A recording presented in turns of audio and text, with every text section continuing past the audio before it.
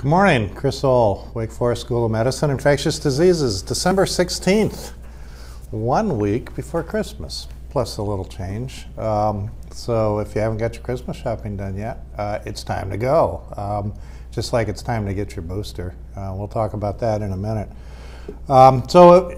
Regarding vaccine, you know, it's been exactly 1 year now. 1 year ago yesterday, that vaccine was first available here in North Carolina, actually first available here in the Triad with Wake Forest Baptist Health.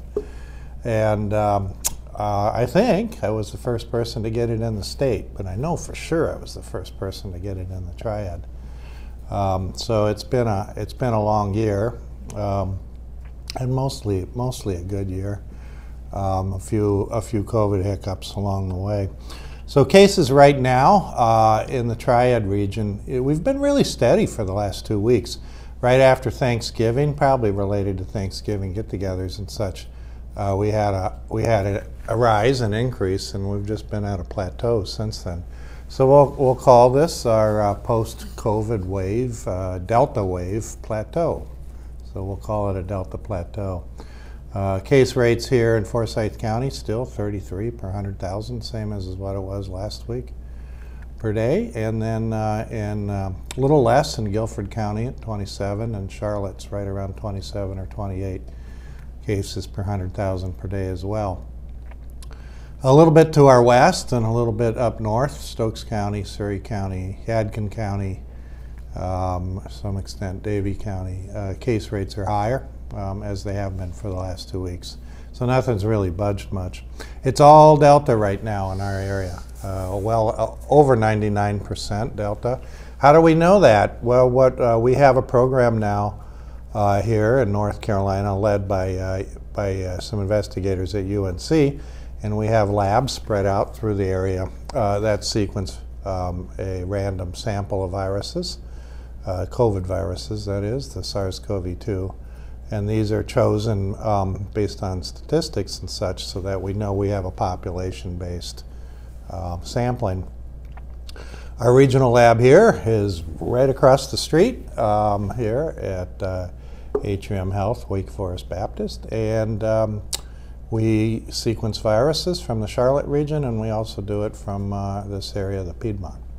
So we have not seen any Omicron with the exception of one case in Charlotte in a student, a college student who had brought it back from Maryland, where he had contact with some known cases there.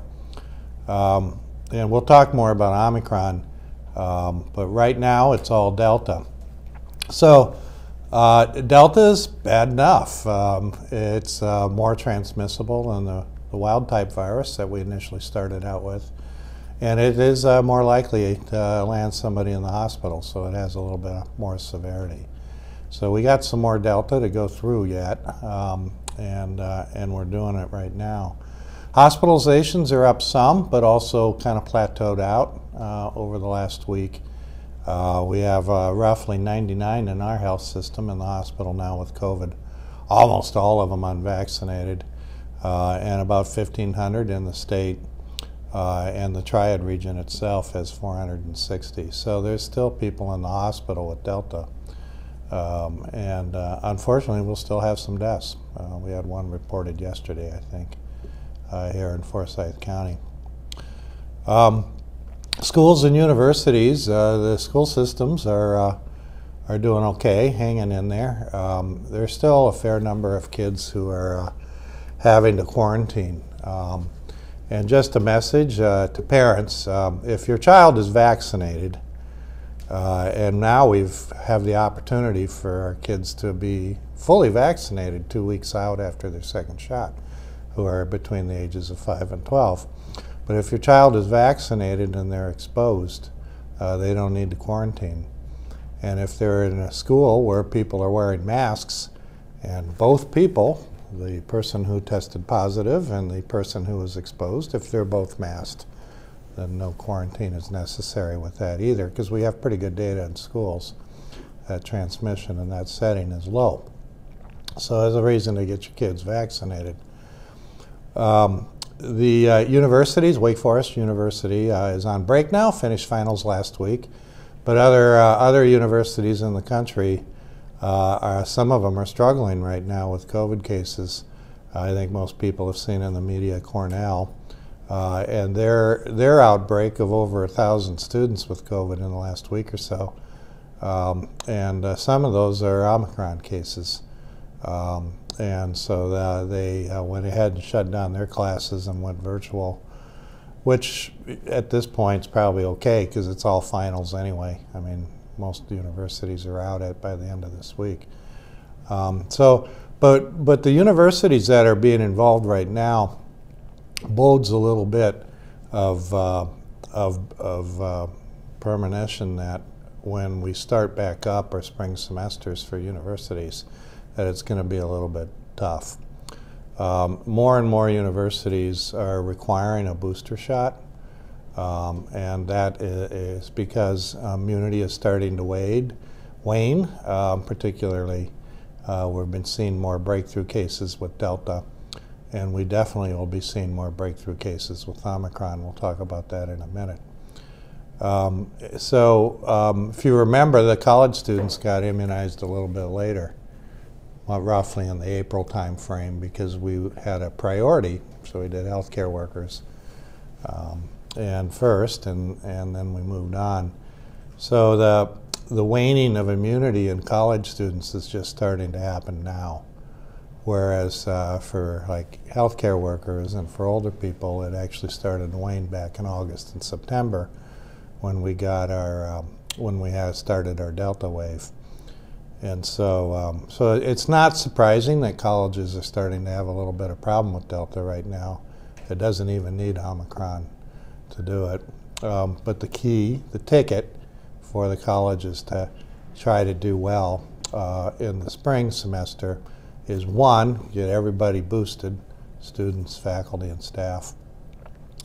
And then the other is to come back in a masked situation. So people are wearing masks in classes and in their out-of-class activities. Those are the two keys. And if they can do that, I think we'll be okay in the spring, even with Omicron coming down the pike. Vaccination rates now slowly ticking up in the 5 to 12-year-old kid range. Boy, I'd like to see them go up a lot faster, though. Still, a lot of kids need to be immunized, not just in the 5 to 12 range, but also in the 12 to 18 range. We have more information now about myocarditis, which was a very rare event, sometimes following messenger RNA vaccines. Seen a little bit more commonly in young adults, but still an uncommon thing. Roughly 3 to 6 people per 100,000 people. So that would be 30 to 60 in a million. So that's a pretty rare event.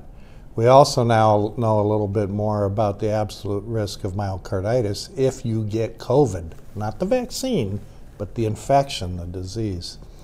And your risk of getting myocarditis with that, even if young and healthy, is about 16 times higher than baseline.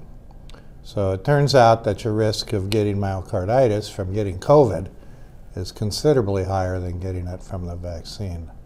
So for those of you who have been on the fence about getting your adolescents and kids immunized, let's go ahead and do it because they'll be more protected with the vaccine, including from myocarditis. Our rate of vaccination in Forsyth County, and Mecklenburg's about the same now for the over 18 group, is about 70% of us have had a full shot series. A little bit higher for one shot. If you go for the 12 to 18-year-old group, we're kind of bumping up on 60% now, totally for all people over the age of 12. It's good that we're getting more people immunized, but we got a ways to go yet. And January and February, I think the unimmunized population is going to be in for a bit of a surprise. One thing that we've been seeing lately, and had a nice interview yesterday on it, is infections, Delta infection predominantly, in athletes. So the Carolina Hurricanes having to sit out a few games. Football, basketball, just about any athletic team is possible.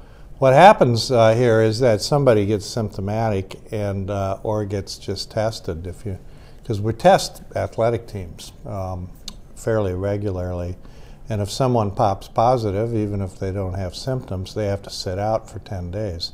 So I was asked why, if they don't have any symptoms, what's the deal if they test positive? The deal is they could still give it to other people, and including other people on the team or other people on other teams. So for some sports teams who are not doing well this year, maybe that's the only way to get back at the team that beat them, is to give them COVID, but it's poor form and it's a bit rude. So that's why athletes who test positive have to sit out. Now, there is some discussion with the NFL, with the CDC right now, possibly limiting the duration at the time that the athletes need to sit out. And there may be some science to back that up, because asymptomatic people who test positive who've been vaccinated don't shed virus as long as unvaccinated people who test positive. And so maybe they're not as contagious as long, and 10 days may be a little bit excessive. And that's probably true. So maybe you'll see the duration that an athlete has to sit out who's vaccinated and test positive move from 10 down to 5. And as far as I'm concerned, if that works for an athlete, then we should also consider it for our school kids. Because our kids, if they test positive from an exposure and they're asymptomatic, right now, because they're testing positive, they have to sit out for a full 10 days, which is a long time to be out of school and not be around your friends. And so I challenge our state health department and other state health departments to start looking at the data on asymptomatic kids and the time that they shed virus, and see if we can cut down that quarantine. No guarantees for you parents yet, but I think it's something to look at. So what's going on with Omicron? This is really the big thing today. So here's where we sit. Well, this is what we know now compared to as 2 weeks ago. In the supervillain war between Delta and Omicron, Omicron is clearly winning. It's taken over in distribution in several countries in Europe now. And in fact, in London right now, over half of the cases that they're seeing are Omicron. And that happened in a 3-week period of time. And some other pockets here and there. Here in North Carolina, I think we're looking at mid-January for Omicron to start to be an issue. And when it hits, it's going to hit fast. And the number of cases is going to go up very quickly. There'll be a lot of breakthrough infections, a lot, in people who have only received 2 doses of messenger RNA vaccine. It seems that 2 doses are protective instead of 90% of the time for symptomatic infection. It's somewhere between 35 and 40%. That's pretty low.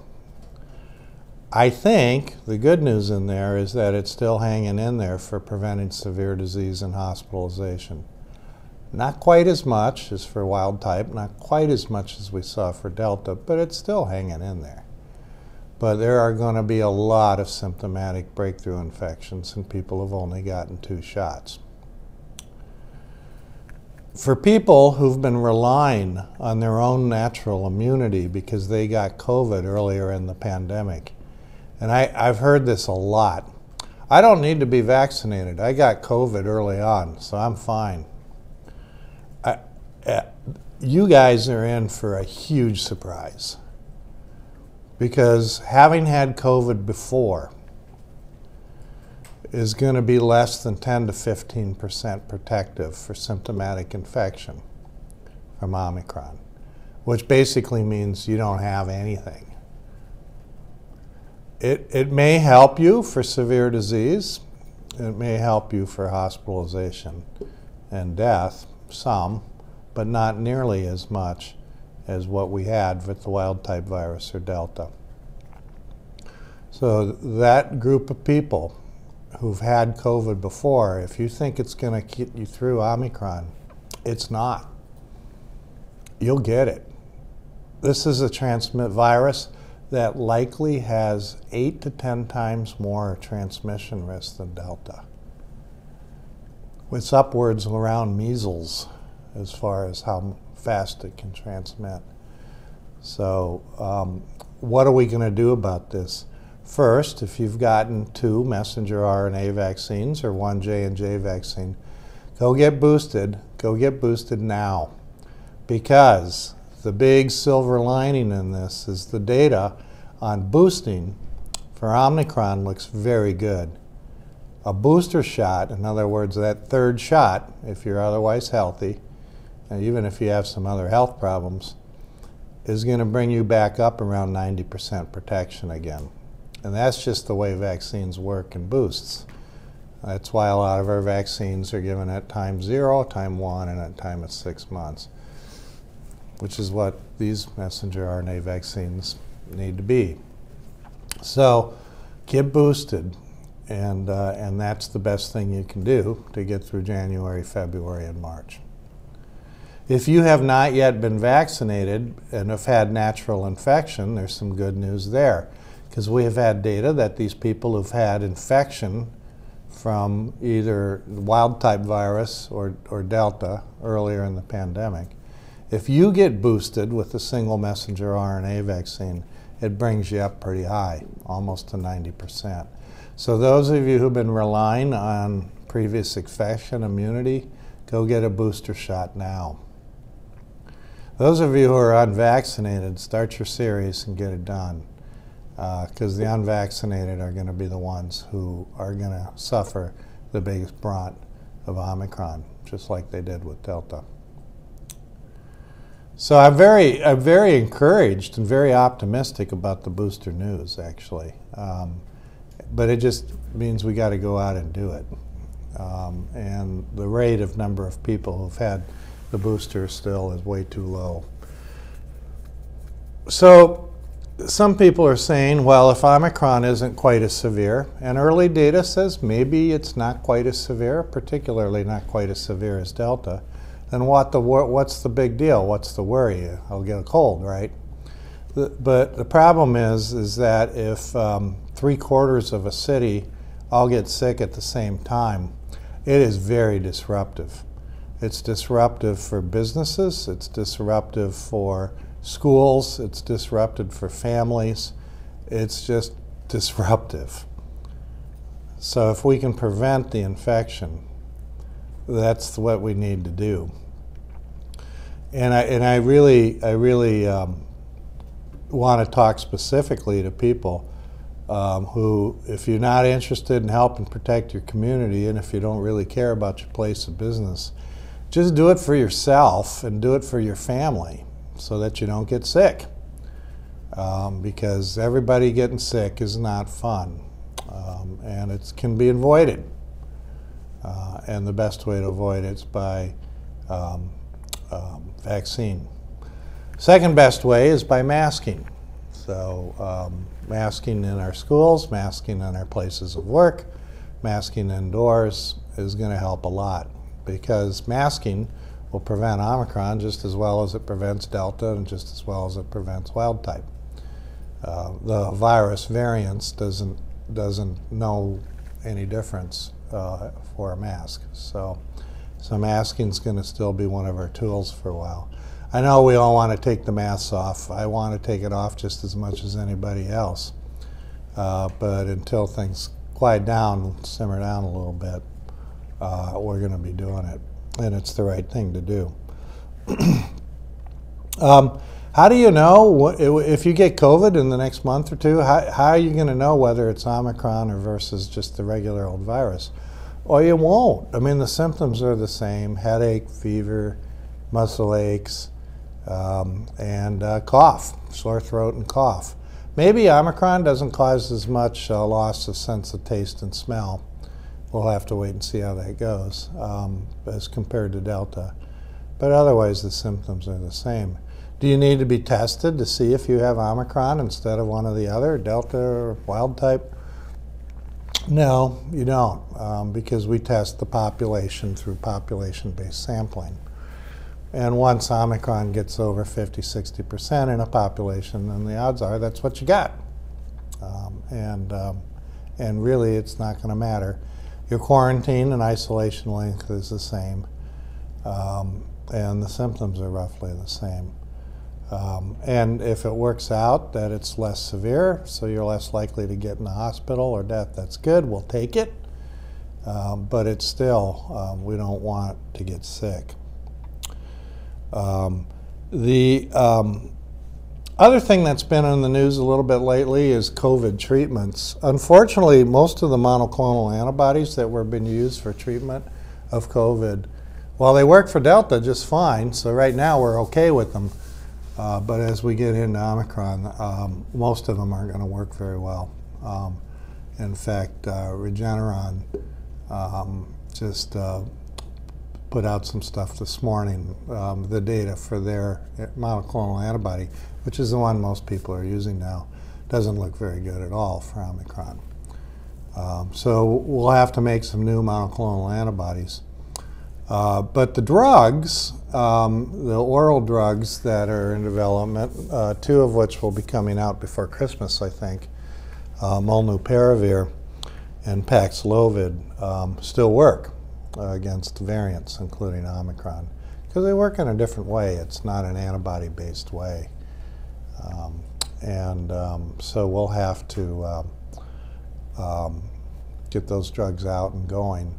Right now, Paxlovid, Pfizer's drug, looks the most promising, with a fairly high percentage drop if treated in hospitalization and death. I mean, it's up over 85%. So that's pretty darn good. So if you get COVID and you get that drug within 5 days, then you will do better. Unfortunately, it doesn't reduce the duration of symptoms all that much. So if you have 4 to 5 days of headache, fever, cough without it, you're still going to have about 4 to 5 days of headache, fever, and cough with it. But it does decrease the amount of virus you shed very quickly. So maybe the NFL might want to look at that too. Because if you decrease the amount of virus you shed, then you're going to decrease your chances of giving it to somebody else.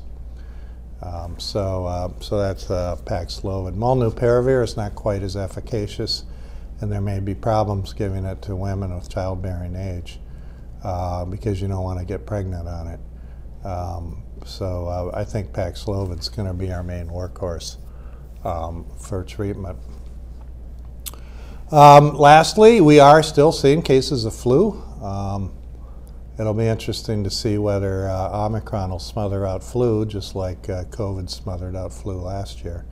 But right now we're still having cases of it. So when you're considering your vaccine portfolio, make sure you include the flu shot. So with that, I'll go ahead and open it up for questions. So we had one where someone said that they got the J&J vaccine and were boosted by Moderna, but they still feel like they're one shot behind, and they want you to talk about if they should get a third shot in the future because they have underlying conditions and are senior. So right now, people who had J&J as their first shot and then got a messenger RNA booster, that combination seems to be pretty good, actually. And so I don't think you need a third shot right now. Maybe down the road, we'll have more information for then. But right now, I think it's okay. So one shot of a messenger RNA following J&J. The next question is, if someone was double vaxxed, like fully vaccinated, got a breakthrough case, is the booster still necessary and when should they get it? Yeah, so if you've been fully vaccinated, like me, and you had a breakthrough case, like me, in September, do you need to get a booster? So the answer to that is, yeah, you do. I think it's a little unclear as to when after that breakthrough. Somewhere probably between 30 days and 90 days after that breakthrough. I wouldn't let it go any longer than 90 days.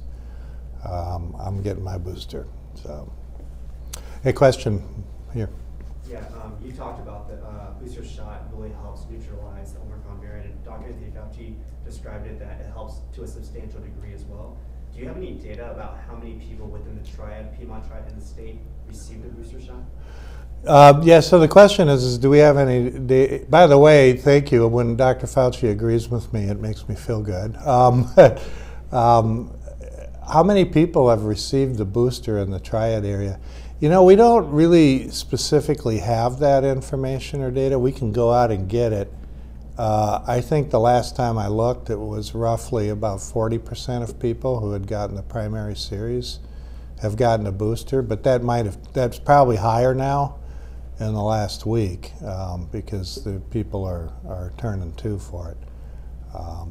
But we don't keep that data quite as strictly as we do primary vaccination data. You also talked about how the Omicron variant could be an issue this January as well. With the holidays coming up, how do you think that's really going to impact the cases, the Omicron variant, et cetera? Since you said London already sees a significant portion of its cases as Omicron.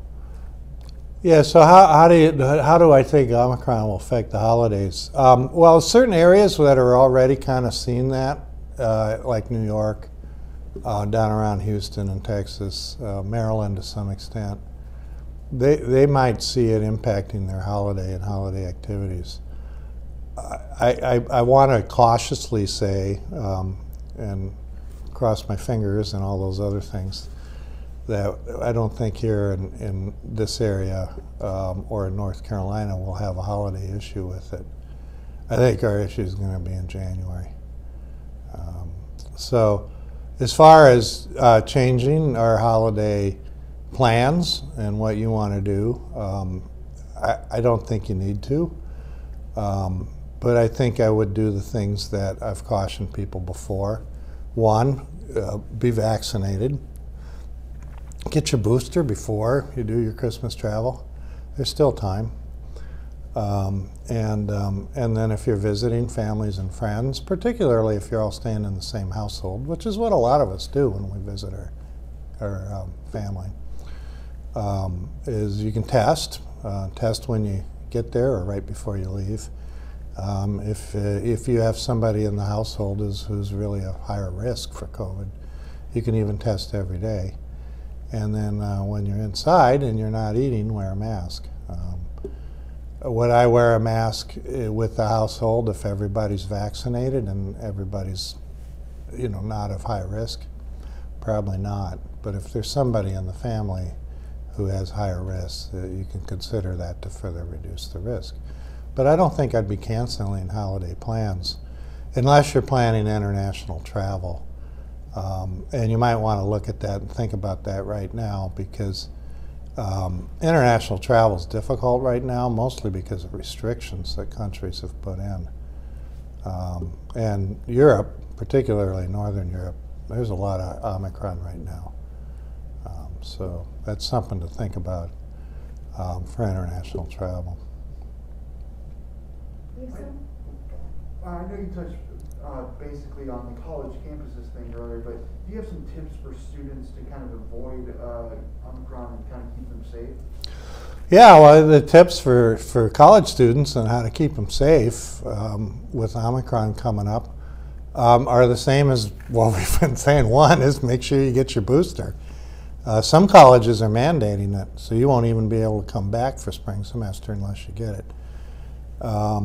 And second is use your mask when you're indoors around other people, and avoid avoid those settings where transmission might seem to be more likely.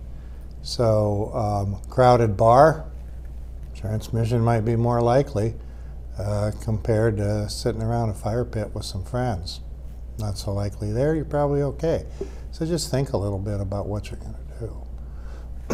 And I think that's the best way to avoid it. In the classroom itself, I think we can keep students pretty safe through booster vaccination and masking.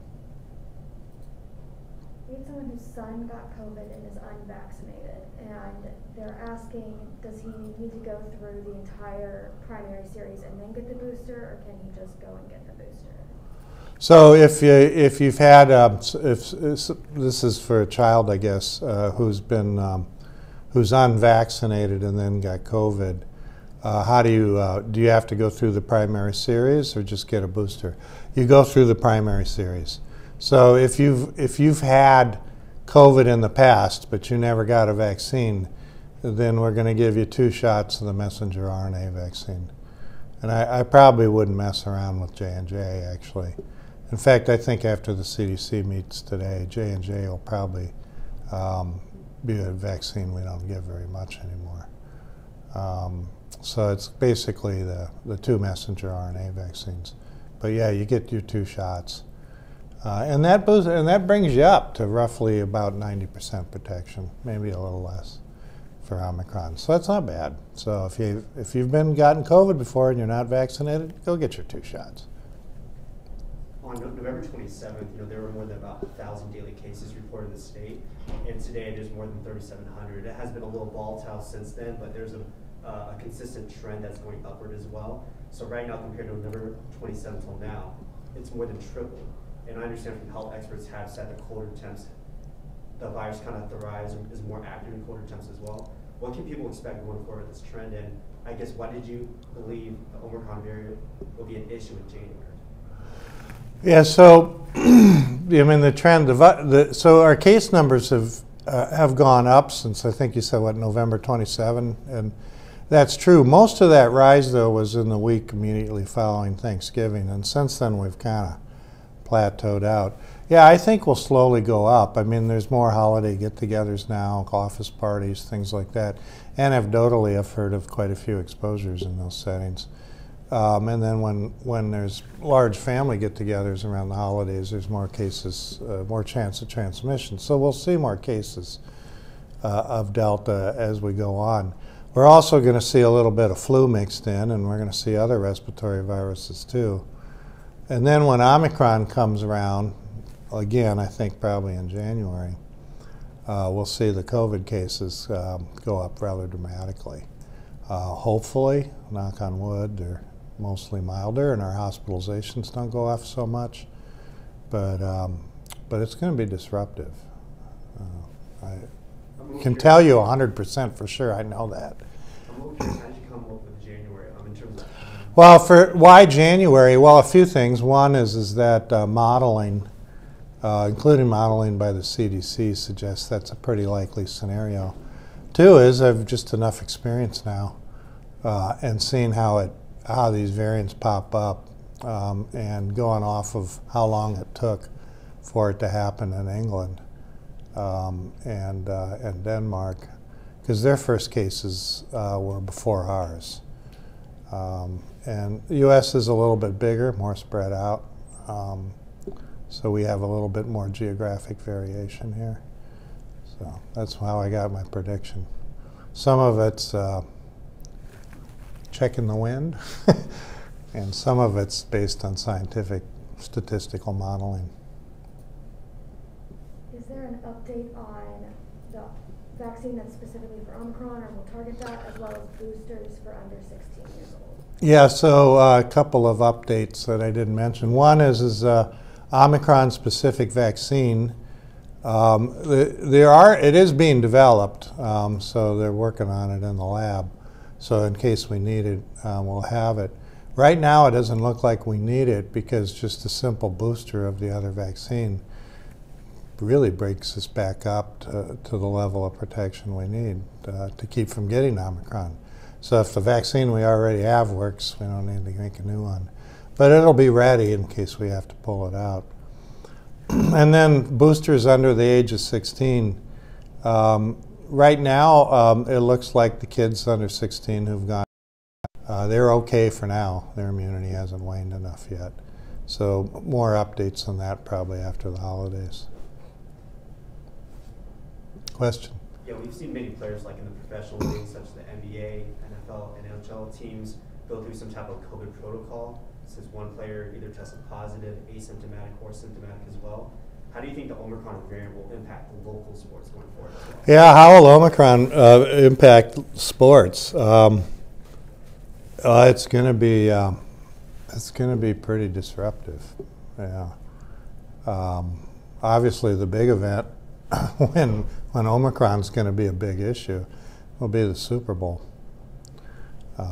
And so I know that these professional leagues are going to have to examine their protocols. But because the Omicron is just so much more transmissible, I mean, think about it in a locker room situation or in a basketball court or something like that. I don't. We'll have to talk to the people advising them, but I would have some ideas on how to prevent it. And one way would be to get all your players boosted, but as you know, a lot of sports teams have struggled just to get their players' primary vaccination. There seems to be more hesitancy in that group. The other would be mask wearing while playing, which is no basketball player wants to do that. So lastly would be just to cancel games for a while. I don't think any league wants to do that. So it's going to be, they're going to really have to work hard and think about it, but there's not a lot of options. Other questions? One more, yeah. Yeah, just another question really quick, sir. I have seen some comments online. What would you say to people who say, well, the Delta variant is riskier, more severe so far than the Omicron, and even though the Omicron is more transmissible, some people may say, like, well, I survived the Delta. What would you say to people who have those remarks? Yeah, so the thing about Omicron versus Delta, yeah, I think Omicron is going to be less severe. We don't 100% know that yet. And a lot of that information's out of South Africa, and things are a little different in South Africa than they are here. There are a lot more younger people, not as much comorbidity, and they largely, a lot of them had already been infected. So if you made it through Delta, why should I be worried about Omicron? Well, the immunity you got from Delta, unless you've been also vaccinated, isn't going to protect you from Omicron. So maybe you won't land in the hospital, but you're going to get sick, and you'll have all the disruptions because of that. And you could potentially give it to somebody else who's still vulnerable and who wouldn't be able to get through it as easily as you could. And that could be a loved one even. So the problem with Omicron is that it's just going to be so many people getting it that even if bad things only happen to, say, 5% of people, 5% of 1 million is a lot, and that's going to be the issue with Omicron. I mean, based on that comment, how do you think that's going to impact hospitals? Since I understand some hospitals are pretty full right now. Hospitals are pretty full right now. It's not all just COVID, but I mean, usually as we get into this time of year, hospitals are kind of full anyway. What I think is impacting hospitals, and it's not just Atrium Health hospitals, but it's all health systems right now, is staffing shortages because of a lot of people have decided to sit out for a while. Nurses and other staff members. And that's not just in the healthcare sector, that's also in education, teaching, primary schools, you name it. I mean, you'll see, you pull up whatever our newspaper you want, you read about this now. And so when Omicron hits, yes, we will have some more hospitalizations. What we're hoping for is that it doesn't hit the level that it did last year at this time. I mean, last year at this time when we had our big wave of wild type infection, our hospitals were packed, really packed. Right. For instance, this time last year, with Wake Forest Baptist Health, now Atrium Health, Wake Forest Baptist, we roughly had about 200 people in our health system. Now we're sitting at between 90 to 100, depending on the day. So it's a little less than half of what it was this time last year. So I'm hoping that trend continues even with Omicron. And even though the number of cases explodes, the proportion that need to come in the hospital, we're hoping will be a lot less. But that's a little bit dicey modeling right now. We'll have to see how it goes. All right, so next week, happy holidays. Dr. Ohl's going to take the time off a little bit. So on that next Thursday, I don't think we'll be meeting. But right now, let's plan on doing it for the Thursday before New Year's, unless something changes in my schedule, and we'll catch up on where we're at. If you haven't done your Christmas shopping yet, let's go do it. And then while you're at it, get a booster.